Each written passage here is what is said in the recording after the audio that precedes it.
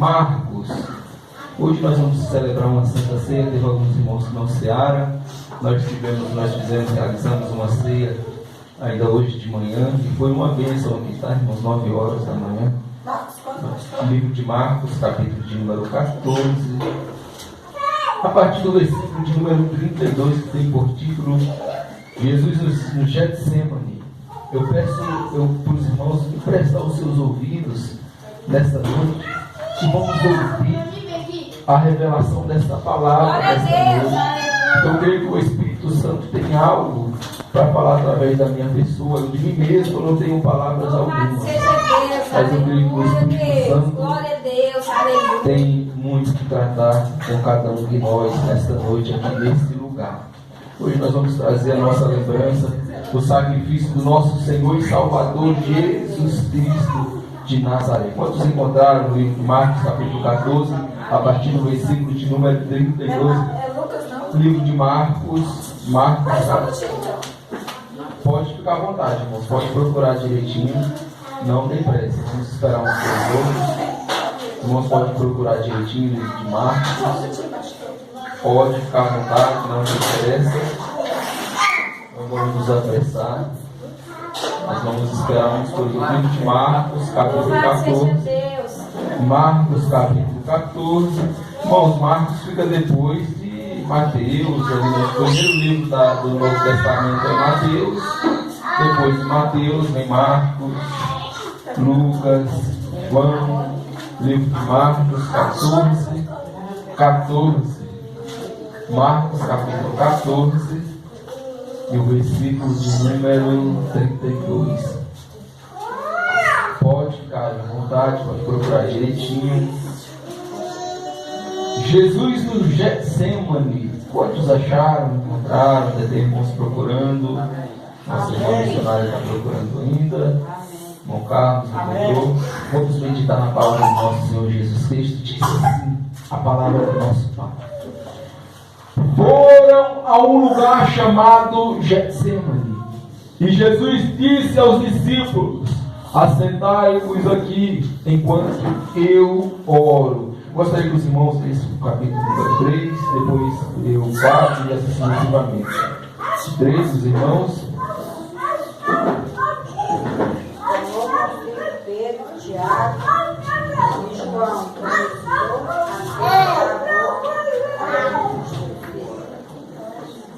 E lhes disse: a minha alma está profundamente triste até a morte. Ficai aqui e vigiai. Versículo 35. Tendo ido um pouco mais adiante, estou-se em pé e orou, para que esse fosse possível, passasse dele aquela hora. Dizia: Abba, Pai, todas as coisas se são possíveis. Afasta de mim este cálice, que não seja, porém, o que eu quero, e sim o que tu queres. Versículo 37. Todos os irmãos. Deles, irmãos, não podem vigiar uma hora. Vigiai e orai para que não entreis em tentação. O espírito, na verdade, está pronto, mas a carne é fraca. 39. E foi outra vez e orou e disse as palavras. Voltando, achou-os outra vez dormindo, porque os seus olhos estavam pesados. Não sabiam o que lhe responder. Não sabiam o que lhe responder. Versículo 41. E voltou a terceira vez e disse: Nossa glória, descansa bastante, chegada a hora, e o homem vai se entregue nas mãos dos pecadores.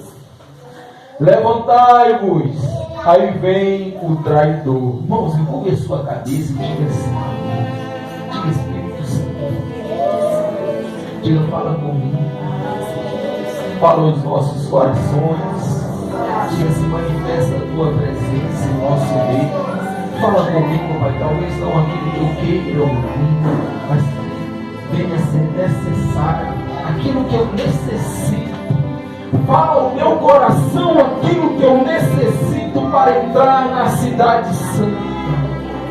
Oh, papai querido, fala aquilo que eu preciso, aquilo que eu necessito nesta noite. Nos põe no centro do teu querer, no centro da tua vontade. Me coloca no centro do teu querer, no centro da tua vontade. Manifesta a tua glória, o teu poder em nosso meio. Abençoe esta casa de oração.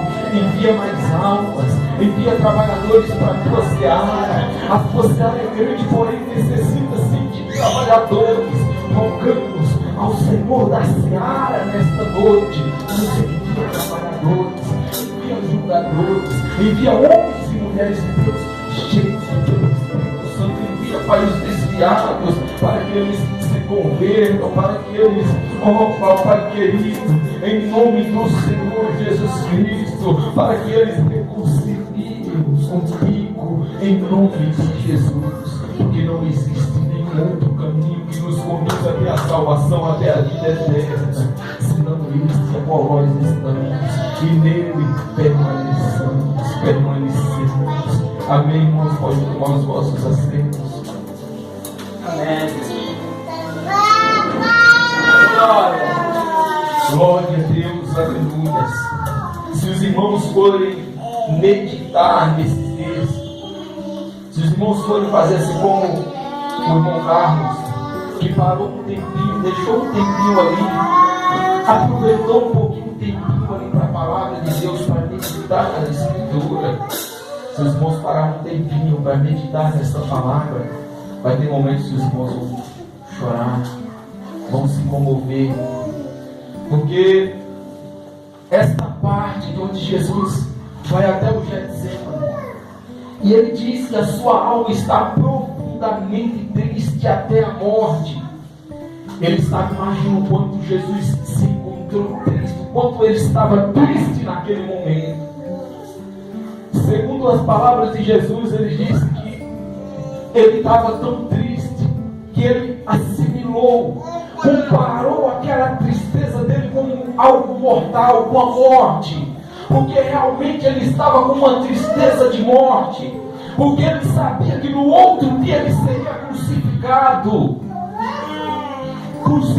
por nós, irmãos, crucificado por nós mesmos, por causa dos nossos pecados, por causa das nossas transgressões, dos nossos erros, das nossas falhas, todas as vezes que nós pecamos, todas as vezes que nós cometemos delito, nós estamos sendo participantes na morte, na crucificação de Jesus. E ele fez isso por nós, ele fez isso pelo irmão, ele fez isso pela irmã, ele fez isso por cada um de nós por prazer. Quando chegou o momento em que ele disse que sua alma estava profundamente triste até a morte, ele disse: Pai, ele chamou Pedro, chamou os dois filhos de Zebedeu, Tiago e João, disse: vamos até ali, eu vou até ali orar, fica aqui um pouquinho, fica aqui um pouquinho, vigia um pouquinho aqui comigo que eu vou ali orar. Jesus estava querendo ficar sozinho com o Pai, Jesus estava querendo conversar com o Pai, com Deus. Quando ele chega até aquele ponto de oração, ele se prostra e diz: Pai, se for possível, passa de mim este cálice sem que eu beba. Às vezes nós nos encontramos angustiados, tristes. Muitas vezes nós não pensamos em desistir, em fechar as portas, em parar, em retroceder. Muitas vezes nós até mesmo entortamos um pouquinho o pescoço e queremos olhar para trás. Muitas vezes nós nos entristecemos profundamente e muitas vezes pensamos em desistir. Presta atenção, Jesus também pensou. Jesus teve esse mesmo sentimento, todos os sentimentos que nós sentimos hoje. Presta atenção, Jesus também sentiu o mesmo sentimento que você sente hoje. Ele precisou, o próprio Deus, o próprio Pai. João vai dizer no início do seu livro, ele disse que no princípio era o Verbo, e o Verbo era Deus, e o Verbo se fez carne e habitou entre nós. O próprio Verbo, o próprio Espírito Santo, o próprio Deus, ele veio a este mundo e quis sentir na pele, na carne, o que nós hoje também sentimos.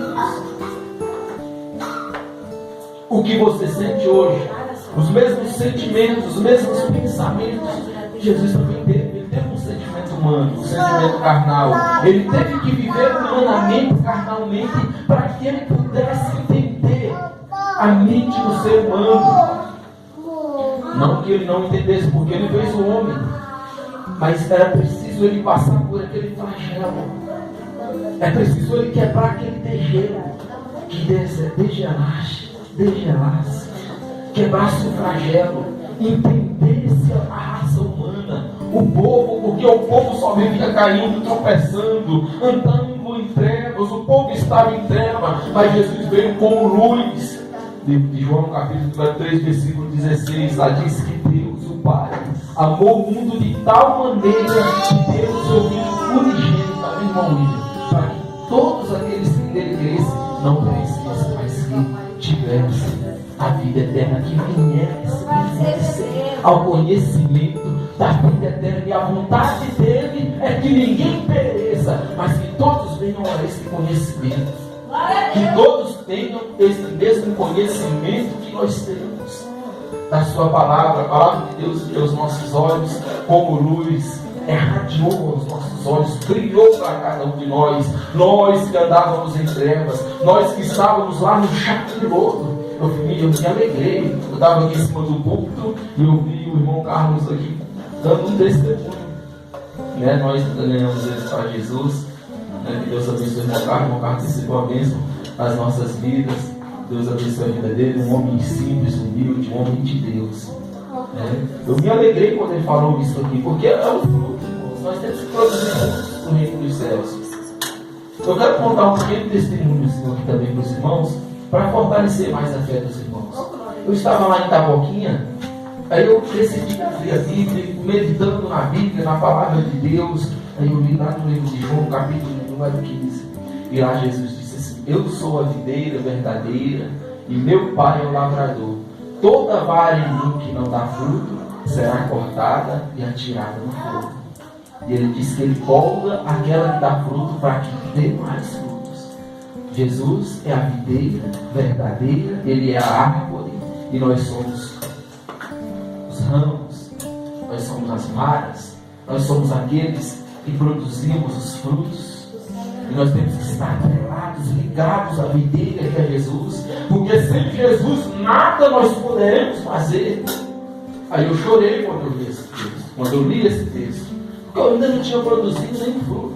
E ele diz que todo ramo, toda vara que não produzir fruto será cortada e atirada no fogo e arderá em chamas, segundo as Escrituras. Eu pergunto para os irmãos: vamos produzir, vamos trabalhar na obra do Senhor Jesus Cristo. Se tem algo nesta vida que nós aproveitamos, é isso aqui, é trabalhar para Jesus, é fazer a obra de Deus, é estar na presença do nosso Senhor Jesus Cristo, é de ganharmos alma. Que alegria quando nós conseguimos resgatar alguém que está passando por crise, que está enfrentando uma situação, uma adversidade, que estava no mundo, está no tráfico, na droga, na prostituição, no adultério, no mundo profano, nas bebedeiras. Mas como é bom, como é regozijante, como é alegrante quando nós conseguimos através do Espírito Santo, porque não é nós que convencemos, quem convence é o Espírito Santo. Entenda comigo, eu não convenço o irmão, eu não convenci o diácono Carlos. Eu chamei ele de diácono, ele não é consagrado, mas por ele já tem um perfil de um obreiro, um diácono da casa de Deus,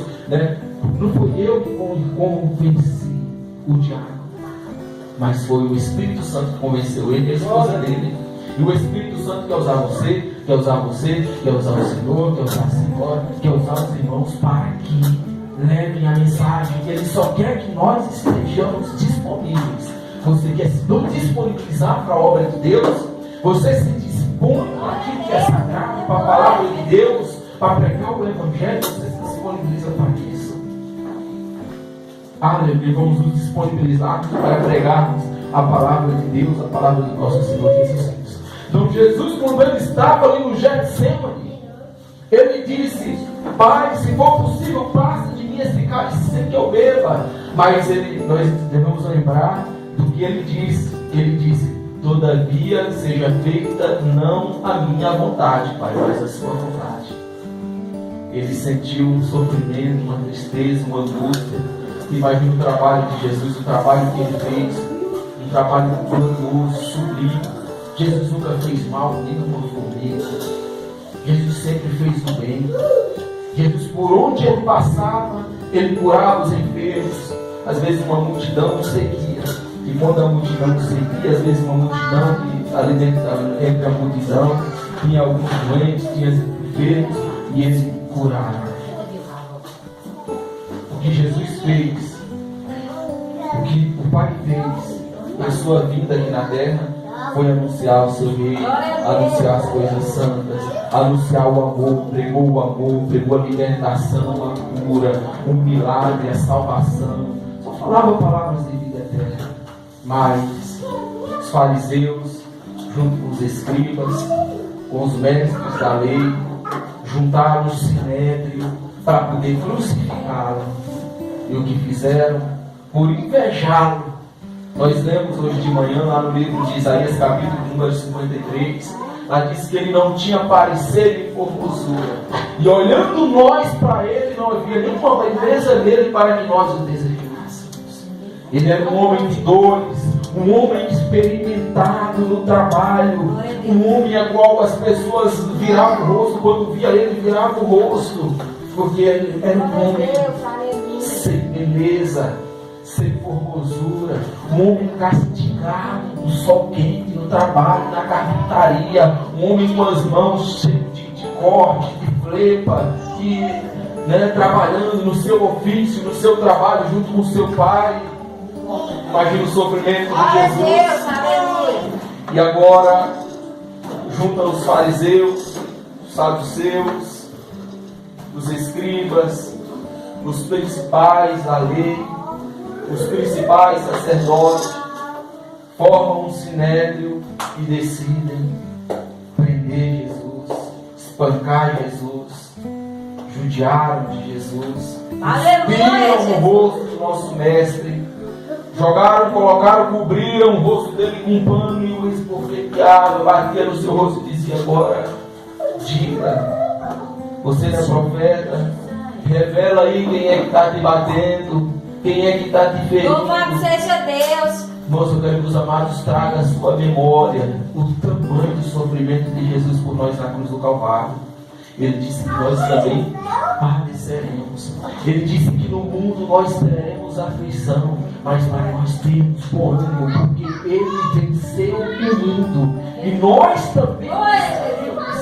Se nós permanecermos na Sua palavra, nos seus caminhos, a salvação é para aqueles que perseveram, a salvação é para aqueles que agarram com mãos fortes, é para aqueles que realmente querem andar na presença de Jesus, porque uma multidão andava com Jesus, mas quando Jesus se autodenominou o pão da vida, quando Jesus começou a ensiná-los, a exortá-los e a dizer que para entrar no reino dele era necessário nascer de novo, era necessário abandonar o pecado, era necessário comer a sua carne e beber o seu sangue, isso em simbologia, né? Quando ele disse isso para a multidão olhou para ele e disse: espera aí, o discurso desse homem é muito duro, quem pode suportar o discurso desse homem? E aquelas 5.000 pessoas, quase 5.000 pessoas, abandonaram Jesus. Deixa esse homem. Imagina, Jesus sentiu esse abandono. Jesus sentiu ser abandonado. 5.000 pessoas de repente, 5.000 pessoas se rebeliam contra você e te abandonam. E ficou só os 12 discípulos de Jesus. E Jesus olhou para os discípulos e disse: se vocês quiserem ir com eles, também pode ir. Vocês estão dispensados. Pedro, cheio do Espírito Santo, olhou para Jesus e disse: desce, Rabi, para onde nós iremos? Pois se só tu tens, se só o Senhor tem as palavras de vida eterna, é só através de Jesus, irmãos. Não existe nenhum outro meio, é através de Jesus, é buscando Jesus. Nós não estamos aqui brincando, nós não estamos aqui buscando riquezas, bens materiais. Mas se nós estivéssemos buscando bens materiais, nós estávamos lá no mundo, nós buscávamos outros meios, outras formas. Existem formas mais rápidas de você às vezes adquirir um bem, alguma coisa assim, mas nós estamos aqui buscando não é coisas materiais, mas nós estamos aqui juntando pedrinhas, juntando tesouro no céu, não na terra, onde o ladrão mina e rouba, onde a traça corrói, onde o ladrão mina e rouba, onde a ferrugem, né, Glória a Deus, aleluia. corrói.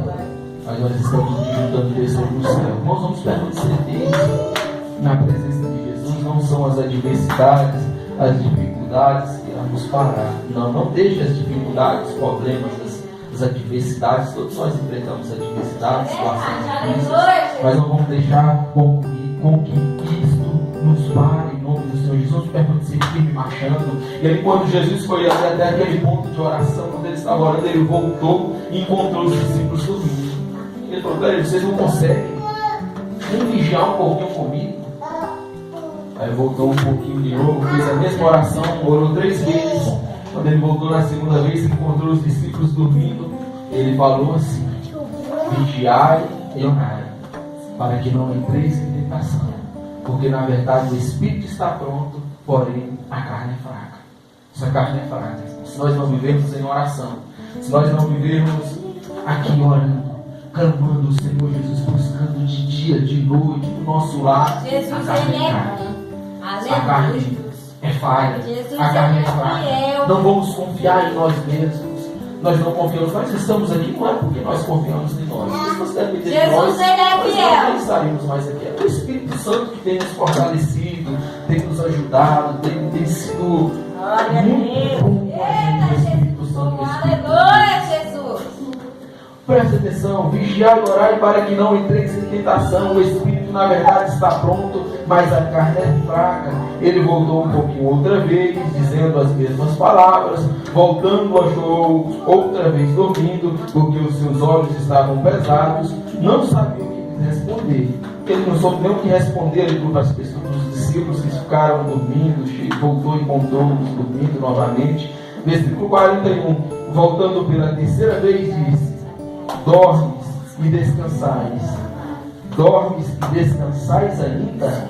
Basta, é chegada a hora. O Filho do Homem vai ser entregue nas mãos dos pecadores. Levantai-vos. Vamos. Aí vem aquele que o traía. Foi Judas Iscariote que o traiu e o entregou ao sinédrio, aos seus tosqueadores, aqueles que tirariam a sua vida. Jesus ainda teve este embate. Jesus ainda passou por essa situação. Ainda teve esse momento doloroso de ser traído. Ainda passou por essa situação dolorosa, que foi uma situação de uma traição. Ele foi traído. Traíram o nosso mestre, tiraram a vida do nosso mestre. Aleluia. Então, por que não obedecer às Escrituras? Por que não obedecer? Por que não dar crédito?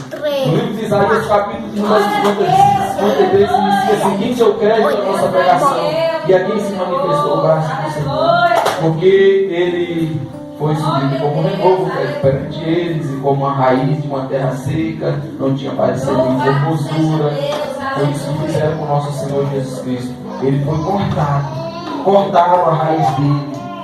Né? Não teve nem geração, não teve filho. Jesus não teve tempo para isso. Ele veio numa missão para pregar o Evangelho, pregar a palavra de Jesus. Um homem santo.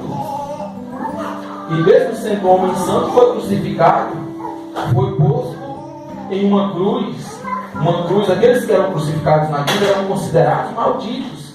Foi levado para confrontar, crucificado em uma cruz que era para ladrão, assaltantes, criminosos, pessoas que cometiam pecados terríveis, e foi crucificado no lugar de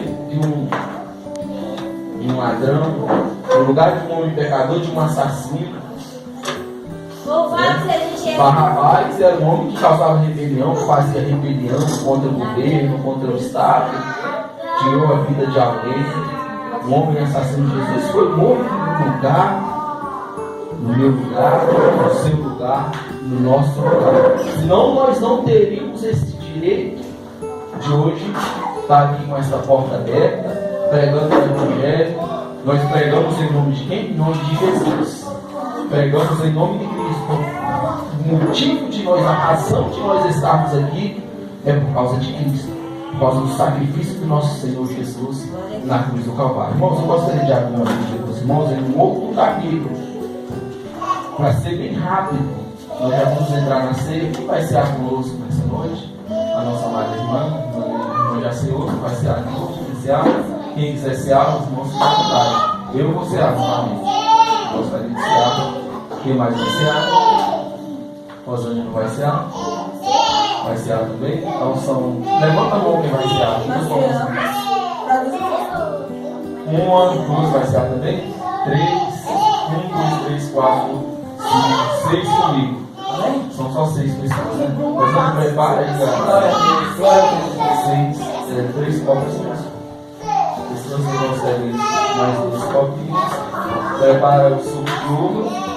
E o pão que nós vamos cear em nome do Senhor Jesus Cristo. Eu gostaria de abrir os irmãos no livro de 1 Coríntios. Aqui agora para nós finalizarmos, Coríntios capítulo número 11. Amém? Olha, apenas o versículo de número 27. Vamos ler a partir do versículo de número 27. 1 Coríntios capítulo 11, a partir do versículo número 27. Se os irmãos quiserem acompanhar, pode ficar à vontade. Diz assim no versículo 27. Portanto, qualquer que comer o pão ou beber o cálice do Senhor indignamente, será culpado do corpo e do sangue do Senhor. Portanto, qualquer que comer o pão ou beber o cálice do Senhor indignamente, o que é indignamente? Não digno, não está digno para aquele momento, para colocar nesse lugar.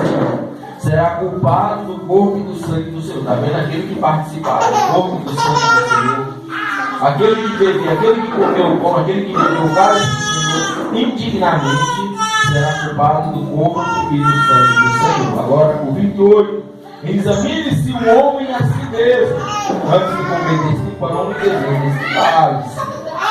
Aqui o apóstolo está falando para nós examinarmos a nós mesmos. Examine-se. Não é eu que vou examinar os irmãos. Estou aqui para celebrar a ceia, para todos os irmãos que sentiram de participar da ceia. Agora, quem deve examinar é os irmãos. Eu não vou examinar os irmãos, eu vou contar a irmã e falar que você está no pecado. Você não é isso, você é aquilo, você cometeu isso, você fez isso. Você não vai ser assim, não fica à vontade.